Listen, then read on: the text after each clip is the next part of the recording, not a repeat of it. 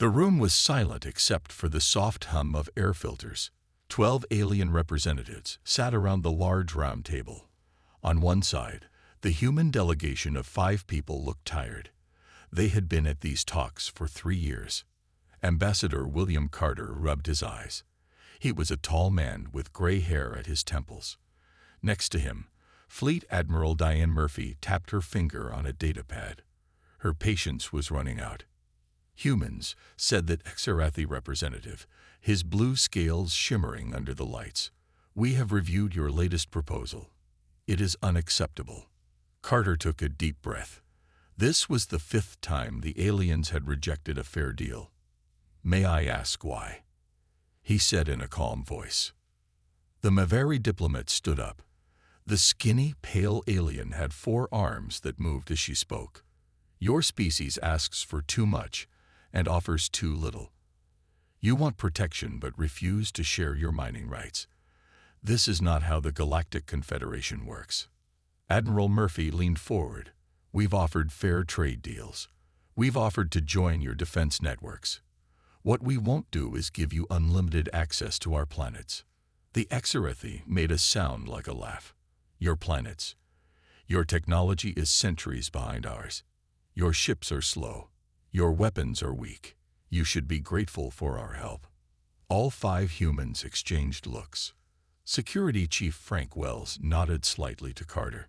The ambassador stood up slowly. The room went quiet. "For 3 years," Carter said, "we have sat at this table. For 3 years, we have listened to you talk down to us. For 3 years, we have tried to be reasonable." He looked at each alien face around the table. "But today, I see the truth. You don't want partners. You want servants. You want our resources without fair payment. You want our loyalty without respect." The Mavari tried to interrupt. "Ambassador Carter, you are being emotional." Carter raised his hand. "I am being clear. Today, humanity is walking away from these talks." The room erupted in noise. The Exarathi stood up, his scales turning bright red with anger. "You cannot walk away. You need us more than we need you." Admiral Murphy smiled for the first time in months. "We'll see about that." The oldest alien at the table, a Thraxi named Zondar, watched with wise, troubled eyes. His gray skin wrinkled with concern as he whispered to his aide, "This is not good. Not good at all." The Exarathi leader pointed a clawed finger at Carter. "If you leave now, do not expect us to welcome you back when the pirates raid your colonies, or when your economy fails without our markets." Carter gathered his papers calmly. "Thank you for your concern. But humanity has survived without the Confederation for thousands of years. I think we'll manage." The 5 humans stood together. Security Chief Wells clicked a device on his wrist, and their shuttle pilot received the signal to prepare for departure. As they walked to the door, the Mavari called out, "The Confederation has 17 member species, controls 200 star systems, and has existed for 9,000 years. What can Earth possibly do alone?" Admiral Murphy turned back with a cold smile. "I guess you'll find out." The human delegation left the room, walking down the curved hallway of Proxima Station toward their waiting ship. No one spoke until they were aboard, and the doors sealed behind them. "Well," said Carter, loosening his tie. "That felt good." Dr. Laura Rice, their science advisor, looked worried. "They're going to be angry. They could attack us." Admiral Murphy shook her head.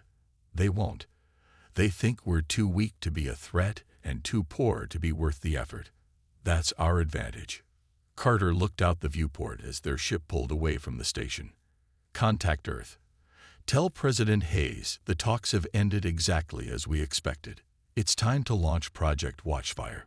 As their ship accelerated away, the aliens on the station watched in confusion. Most believed this was a human tantrum that would end in a few days with a shameful return. Only old Zondar seemed troubled.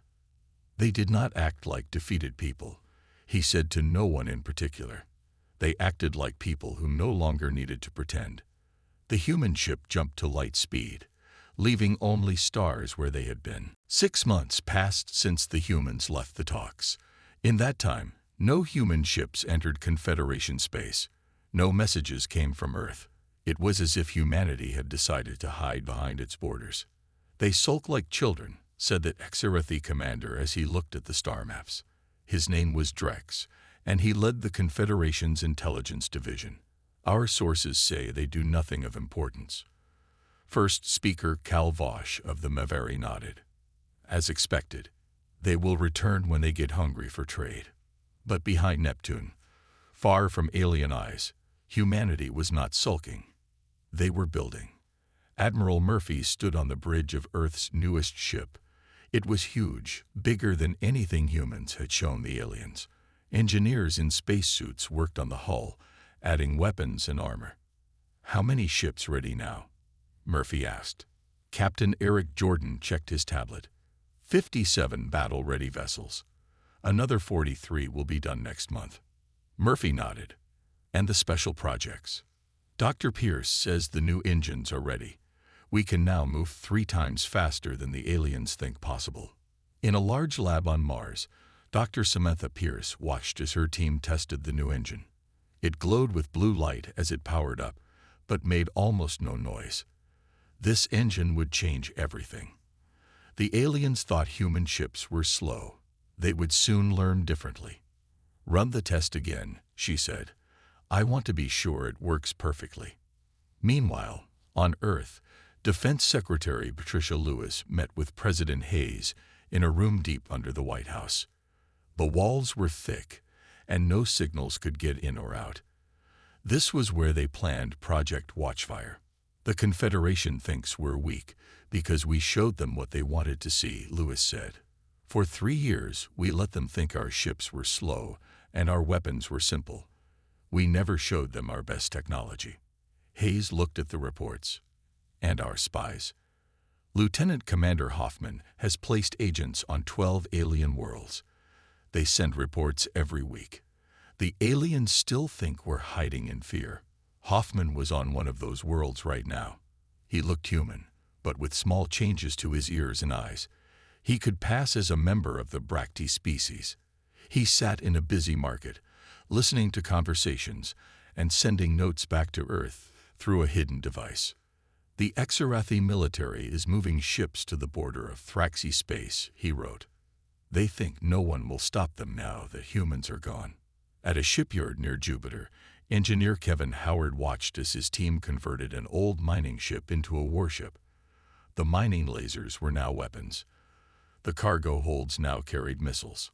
"How many more ships can we convert?" asked his assistant. "As many as we need," Howard said. "We've been preparing for this since the talks started 3 years ago." Back in Confederation space, the Thraxi Council met to discuss the human situation. Unlike the other aliens, they were worried. "We should reach out to them," said Zondar, now back on his homeworld. "Humans are not like us. They do not show their anger openly. They plan." The younger Thraxi laughed. "What can they plan? Their technology is basic. Their military is small." "Is it?" Zondar asked. "Or is that what they wanted us to think?" The council decided to send a message to Earth, asking to restart talks. The humans replied politely but firmly, "We are not ready to return to negotiations at this time." This made the Confederation leaders laugh. "See, they are afraid," said Drex of the Exarathi. "We will proceed with our plans to expand our territory." On Earth, President Hayes received news of the Exarathi plans to attack Thraxi colonies. "They really don't understand what's coming, do they?" he said to Admiral Murphy. Murphy shook her head. "No, sir. They think our silence means weakness. They have no idea we've been building the largest fleet humans have ever made." She looked at the star map, where a small Thraxi colony blinked red. "The Exarathi will attack there next week. Shall we let them?" Hayes thought for a moment. "Let them start it, but finish it quickly. It's time to show one corner of the galaxy what happens when you underestimate humans." As Earth prepared its response, the Confederation continued to believe humans were hiding in fear. They would learn the truth soon enough. The Thraxi colony on Vega 9 was small, Only 5,000 people lived there, in simple homes under the purple sky. They were peaceful farmers who grew blue fruits and raised animals for their soft wool. The Exarathi attack came at dawn. 10 warships appeared above the colony. Their weapons were ready. "The Thraxi are weak," said Commander Zax to his crew. "Their main fleet is 3 days away. By then, this colony will be ours." The colonists saw the ships and knew what was coming.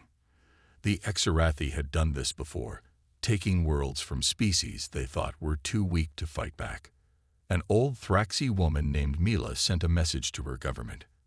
"Exarathi ships above us. Please send help." But she knew help would not arrive in time. Commander Zax ordered his ships to surround the colony. Begin landing troops. Take control of their communications center first. His officers jumped to obey. The first transport ship began to descend toward the colony. Then something unexpected happened. 6 new ships appeared from nowhere. They were sleek and black, with no markings or flags. They moved faster than any ships that Exarathi had ever seen. "What is that?" Zax demanded. "Whose ships are those?" Before his officers could answer, a message came through on all channels. "Exarathi forces, this is Captain Jason Miller of the human vessel Defiance. You are attacking innocent civilians. Withdraw immediately or be destroyed." The Exarathi bridge crew looked at each other in shock. "Humans? Here? How was that possible?" Commander Zax laughed. "Humans, with 6 ships against our 10. They must be mad."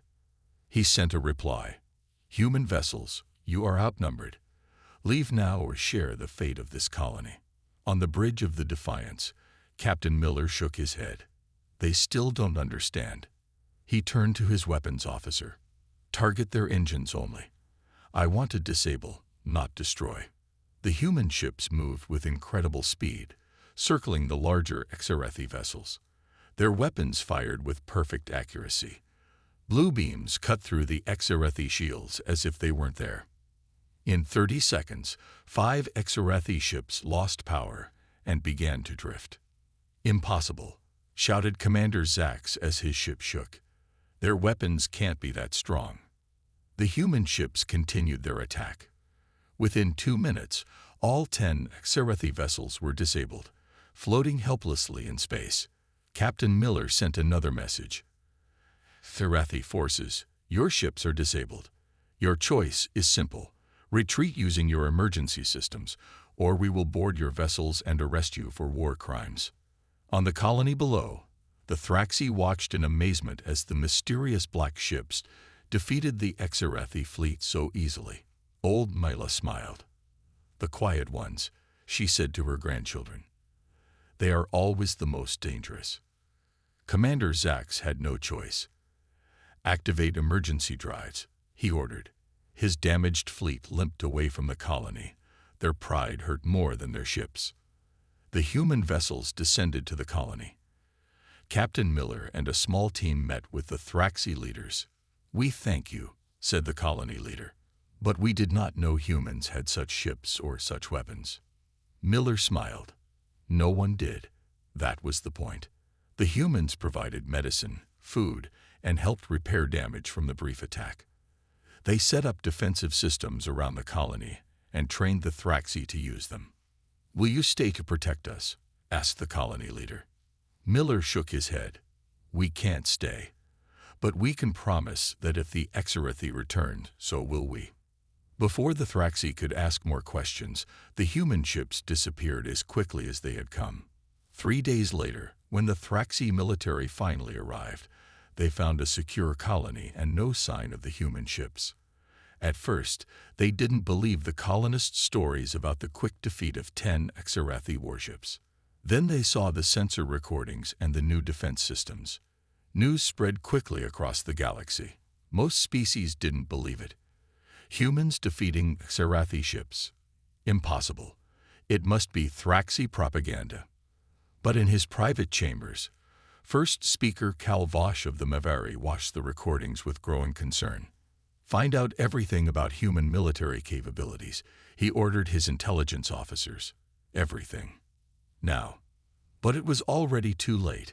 The galaxy had just gotten its first glimpse of what humans could really do, and it was only the beginning. The news about the human ships spread quickly. In the great meeting hall of the Confederation, leaders from 17 alien species gathered to discuss what happened. "It must be a mistake," said the very first speaker, Calvosh. "Humans do not have such technology." The Exarathi representative slammed his fist on the table. "It was no mistake. 10 of our ships were defeated in minutes. The humans moved faster than should be possible." An old Thraxi representative named Jor stood up slowly. "We have been telling you for months not to underestimate the humans. Now do you see why?" Calvosh called for quiet.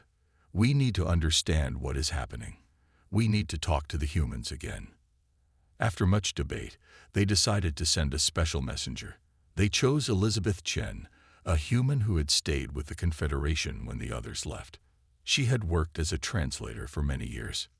"You must convince your people to talk with us again," Calvosh told her. "Tell them we can offer better terms." Chen nodded, but she had doubts. "I will try, but you should know that humans rarely give second chances." Her small ship left for Earth the next day. As she approached the border of human space, she was shocked to see a massive fleet waiting there. Hundreds of warships floated in perfect formation. None of them had been there 6 months ago. A message came through. "Confederation vessel. Identify yourself." "This is Elizabeth Chen, human diplomat from the Confederation. I request permission to visit Earth." There was a pause. Then, "Follow our escort, Ms. Chen. Any deviation from the course will be considered hostile." 2 black ships appeared beside her and guided her toward Earth. Chen stared at them in amazement. These ships were nothing like the simple vessels humans had shown the Confederation during the talks. When she reached Earth, she was taken to meet with President Hayes and the Human Defense Council. They gathered in a large room with windows overlooking the ocean. "Welcome home, Ms. Chen," said Hayes. "What brings you back to Earth?" Chen explained that the Confederation wanted to restart talks after the incident at the Thraxi colony. Hayes listened carefully. "The terms would be better this time," Chen finished. "They now understand humans are stronger than they thought." Admiral Murphy, who sat next to Hayes, shook her head. "They understand nothing. They saw one small demonstration of our capabilities and think they know what we can do." Hayes stood up and walked to the window. "Ms. Chen, please tell the Confederation our terms. First, humans will be treated as equals, not as a junior species. Second, all trade will be fair and balanced. Third, we keep control of our military." Chen wrote down the terms, "and if they refuse, then we continue on our separate path." Hayes said simply, "We don't need them anymore." Chen was surprised. "But we've always been told humanity needs the Confederation for protection and trade." Secretary Lewis smiled. "That's what we let everyone believe. It was useful while we prepared." Chen returned to the Confederation 3 days later. The leaders gathered to hear her report. "The humans have changed," she told them. "They have built ships and weapons we never knew about. They are not the same people who sat at our table 6 months ago." She delivered Hayes' terms. The alien leaders read them with growing anger. "Equal status, fair trade, military independence." Calvosh said with disbelief, "These terms are outrageous. Who do they think they are?" Chen looked at him seriously. "They think they are a species that no longer needs your approval. And based on what I saw, they're right." The Exarathi representative stood up, his scales dark with anger. "We will not be threatened by humans. We are the Confederation. We have ruled space for thousands of years." "Maybe it's time for a change," Chen said quietly. The meeting ended with the Confederation rejecting the human terms. They believed their numbers and power were still greater than what humans could muster. "We will show the humans their true place," said Calvosh as the meeting ended. "They have seen our patience. Now they will see our strength." But as Chen watched the angry aliens leave, she wondered if they had any idea what they were about to face. The Confederation decided to show their power. They sent a large fleet of 200 ships to the human colony of New Montana. This colony was outside Earth's main territory, but was full of human settlers. The message was clear: obey us, or we will threaten your people. First speaker Calvosh made the announcement to all Confederation worlds: we will show humans that they cannot stand against our combined might. This blockade will make them understand their place in the galaxy. The Confederation ships arrived at New Montana 3 days later. The colony was on a green planet with vast forests and blue lakes. About 50,000 humans lived there in towns and farms. Colonel Victor Reed was the colony leader. When he saw the alien ships appear in orbit, he called an emergency meeting. The Confederation is trying to scare us, he told the other leaders. They think blocking our planet will force Earth to accept their terms. What do we do? Asked the head farmer. We can't fight 200 ships. Reed smiled. We don't have to fight them. Earth has sent help already. Outside the meeting hall, the colonists watched the sky with worry. Some began packing their belongings, afraid of what might happen. In space above New Montana, the Confederation fleet spread out to surround the planet. Admiral Zex of the Exarathi led the operation. No human ships in orbit, he reported to first speaker Calvosh. The colony is defenseless. Calvosh was pleased. Good. Land troops and take control of their main city. Show them what happens when they defy the Confederation. But before the alien ships could land troops, 5 human vessels appeared near the planet. They were much smaller than the massive Confederation fleet. Humans sent 5 ships against our 200. Admiral Zex laughed. This will be quick. On the lead human ship, Admiral Brandon Scott watched the Confederation fleet with calm eyes. He had clear orders from Earth. Don't fight, just get the colonists out. Are the wormhole generators ready? He asked his crew. Yes, sir. All 5 are powered up and targeted. Scott sent a message to the colony below. This is Admiral Scott. Operation Exodus begins now. All colonists proceed to your assigned areas. The people of New Montana were ready. For weeks, they had prepared for this moment. Families gathered in town squares and farms, bringing only what they could carry.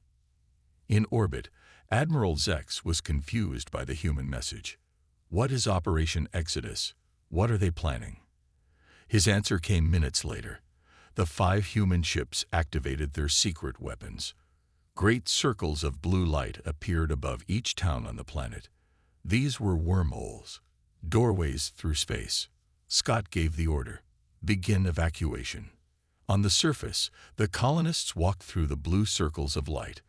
Step by step, all 50,000 people left the planet, not by ships but by walking through doors in space itself. Admiral Zex watched in shock as his sensors showed the human population dropping rapidly. They're leaving. But how? Where are the transport ships? Within 3 hours, every human on New Montana was gone. They stepped through wormholes and appeared on Earth or other human worlds millions of miles away. When the Confederation forces finally landed, they found empty towns. Houses stood with meals still on tables. Farm animals wandered without owners, but not a single human remained. Before his ships left, Admiral Scott sent one final message to the Confederation fleet. We no longer need to fight for territory. We can move faster than you can follow. The news spread quickly through the galaxy. Humans had shown technology that even the oldest Confederation species didn't have: the ability to move entire populations instantly across vast distances. In his private chambers, first speaker Calvosh watched the recordings of the evacuation with growing fear. How do you fight an enemy that doesn't need to defend its territory? He asked his advisors. If they can move entire colonies in hours, what else can they do? No one had an answer. The Confederation had tried to show its strength, but humans had revealed a power that changed everything about war and territory. For the first time in thousands of years, the Confederation faced something they didn't understand, and that frightened them more than any weapon. 3 months after the New Montana evacuation, the Confederation was still in shock. Their military leaders made new plans every day, but nothing seemed right against an enemy who could move whole populations through space. Then humanity launched a new kind of attack, not with ships or weapons, but with money. On a Monday morning, alien worlds woke up to find that all human businesses had closed overnight. Stores were empty. Factories were silent. Supply ships never arrived. Commerce Secretary Jennifer Walsh sat in her office on Earth, watching reports come in from across the galaxy. On screens around her, markets crashed and alien leaders panicked. Phase 1 complete, she told President Hayes. All human businesses have withdrawn from Confederation space. Hayes nodded. And the shell companies? Walsh smiled.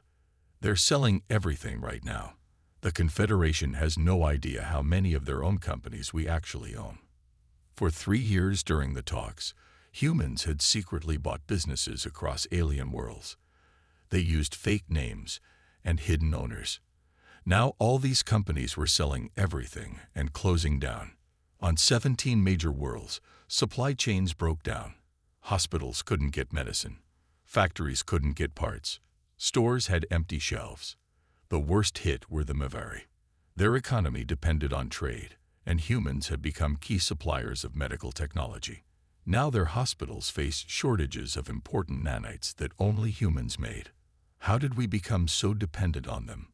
First Speaker Calvosh demanded as his advisors showed him the damage reports. His economic minister looked worried. They were willing to work for less. Their goods were good quality.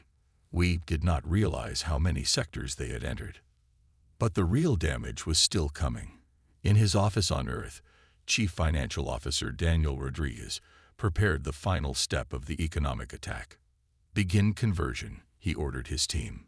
For years, humans had been quietly buying the main Confederation currency, the Galter.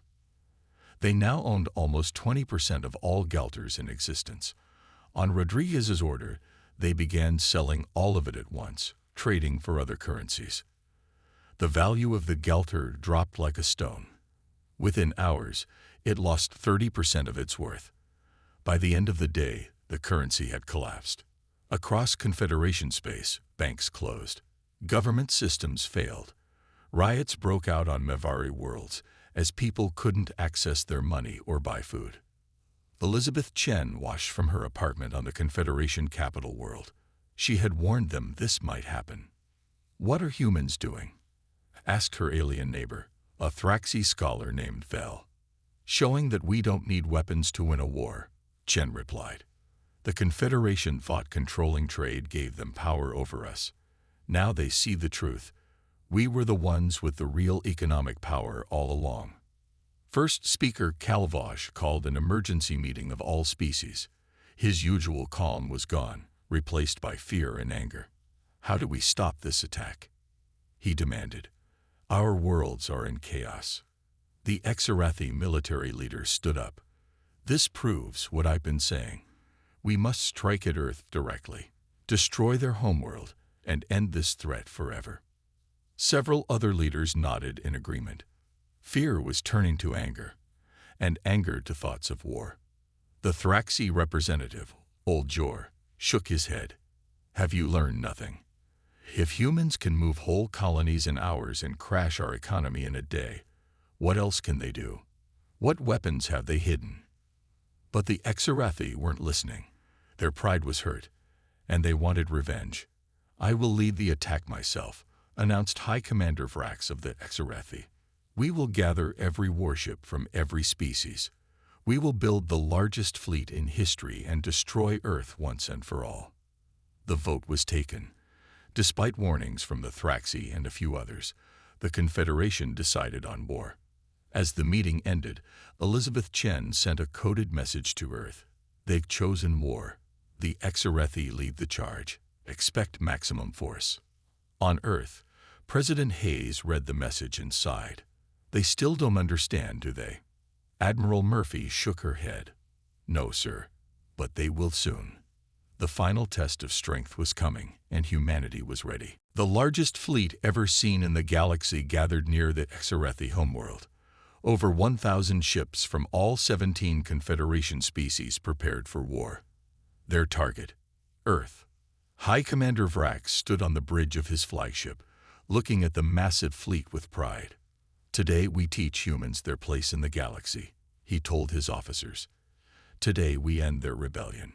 The fleet moved slowly toward human space. It would take them 2 weeks to reach Earth. Thrax was in no hurry. He wanted humans to see death coming. On Earth, the Defense Council watched the approaching fleet on their screens. "They've committed almost every warship they have," said Admiral Murphy. "Just as we expected." President Hayes looked at the reports. "Are the Kuiper Belt defenses ready?" "Yes, sir," said General Alan Foster. "The humans have worked for months to prepare the outer solar system for defense. Over 5,000 automated platforms are in position. They're hidden among the ice and rocks. The Confederation won't see them until it's too late." Hayes nodded. "And Captain Martinez's mission? Her strike team left yesterday. They'll reach the Exarathi homeworld tomorrow, long before their fleet gets here." In deep space, Captain Olivia Martinez and her team of 20 soldiers traveled in a small, fast ship. The ship had special technology that made it invisible to alien sensors. "How much longer?" Martinez asked her pilot. 8 hours to the Exarathi homeworld, Captain. Their defenses have no idea we're coming." Martinez checked her weapons. Her mission was simple but important. While the Exarathi fleet attacked Earth, her team would slip behind enemy lines and strike at their homeworld. The Confederation fleet continued its journey, growing more confident with each passing day. No human ships challenged them. No defenses appeared. The path to Earth seemed clear. "See, they hide in fear," Thrax told his allies. "Their tricks are used up." Only the Thraxi commander seemed worried. "They let us see their colony evacuation and their economic power. What are they not showing us now?" Thrax ignored the warning. His fleet passed the orbit of Neptune, entering Earth's solar system. Still no human ships appeared. "Scans show no defenses," reported his officer. "The way to Earth is open." Thrax smiled. "Continue forward. Victory is." He never finished his sentence. All around his fleet, thousands of small objects suddenly activated, hidden in the Kuiper Belt, among the ice and rocks at the edge of the solar system. Human defense platforms came to life. Beams of energy shot out from every direction. Explosions filled space as the Confederation ships were hit from angles they couldn't defend. "We're surrounded," shouted Thrax's second-in-command. "There are weapons everywhere." In minutes, 200 Confederation ships were disabled. The rest tried to fight back, but they couldn't find many targets. The human platforms were small and hidden among the natural debris of the solar system. Thrax watched in horror as his grand fleet fell apart. How did they hide so many weapons? Meanwhile, Captain Martinez's ship reached the Exarathi homeworld. Using their wormhole technology, her team appeared directly inside the main government building. The Exarathi leaders were in shock as 20 human soldiers in black armor suddenly stood in their council chamber. "What is this?" demanded the Exarathi Prime Leader. Martinez stepped forward. "Your fleet is currently being destroyed at the edge of our solar system. We could have done the same to your homeworld." She activated a small device that showed images of the battle. The Exarathi leaders watched their fleet burning. Instead, Martinez continued, "I bring terms from Earth. Withdraw your remaining ships. End this war, or we will show you what real destruction looks like." To prove her point, she pressed another button. Outside the window, a small moon in the Exarathi sky exploded into dust. "That was uninhabited," Martinez said calmly. "The next target won't be." The Exarathi leaders looked at each other in fear. Their greatest fleet was being destroyed. Humans had reached their homeworld without being detected, and now they had shown they could destroy worlds. We surrender," said the Prime Leader. Martinez nodded. "A wise choice." As news of the Exarathi surrender spread across the galaxy, The other Confederation species pulled back their ships in panic. The war was over almost before it began. Humanity had shown its full power, and the galaxy trembled. 1 year after humans walked away from the talks, the galaxy was a different place. The Confederation had lost a war in just 1 day. Their economy was still recovering from the human attack, and now they had to face a new reality. Earth had called for new talks, but this time the meetings would be on human terms. The Great Hall in Washington, D.C. was filled with light from tall windows. 17 alien representatives sat nervously as they waited for the humans to arrive. This time, they were the visitors on a foreign world. First speaker Cal Vosh of the Maveri looked around at the simple but elegant room. They could have chosen to meet on a warship to show their power. Instead, they invite us to their home. The doors opened. President Hayes entered with Ambassador Carter and Admiral Murphy. Other human leaders followed them. "Welcome to Earth," said Hayes. "We are ready to discuss the new relationship between humanity and the Confederation." The talks began. This time, there was no talking down to humans. There were no demands for tribute or control.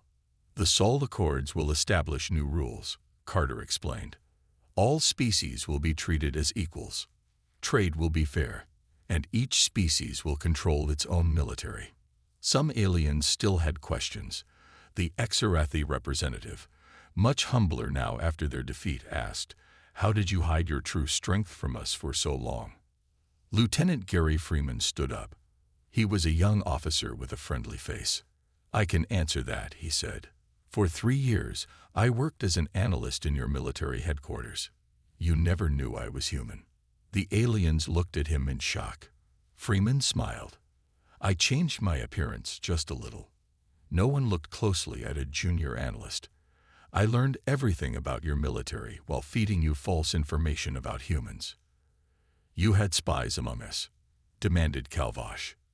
"We had people everywhere," said Admiral Murphy. "While you thought we were weak, we studied every weakness in your systems." President Hayes raised his hand for quiet. "The past is done. Now we must look forward. Humanity offers friendship to all species who treat us as equals." The Thraxi representative, Old Jor, was the first to agree. "The Thraxi accept these terms. We always believed humans were worthy of respect." One by one, the other species agreed to the new terms. Even the proud Exarathi and the calculating Maveri had no choice. They had seen what happens when humans are pushed too far. By the end of the day, the Sol Accords were signed. A new era of galactic relations had begun. As the alien representatives prepared to leave, Ambassador Carter found himself alone with Zondar, the elderly Thraxi who had first warned his people about underestimating humans. "You knew, didn't you?" Carter asked. "You saw something in us that the others missed." Zondar nodded slowly.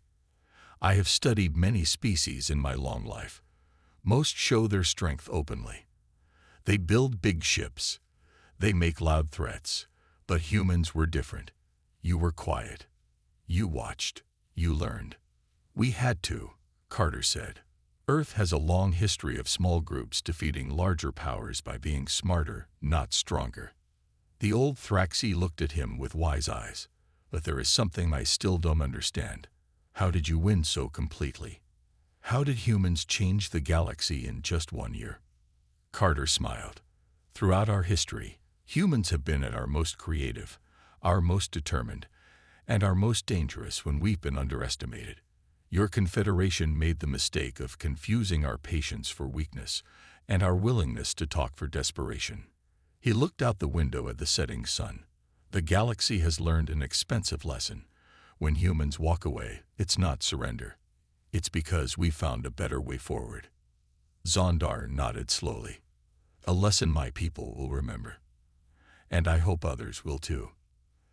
As the sun set on Washington, D.C., the first day of a new galactic order came to an end. Humanity had taken its place among the stars not as newcomers to be controlled, but as equals to be respected. And it all began the day humans walked away from the talks.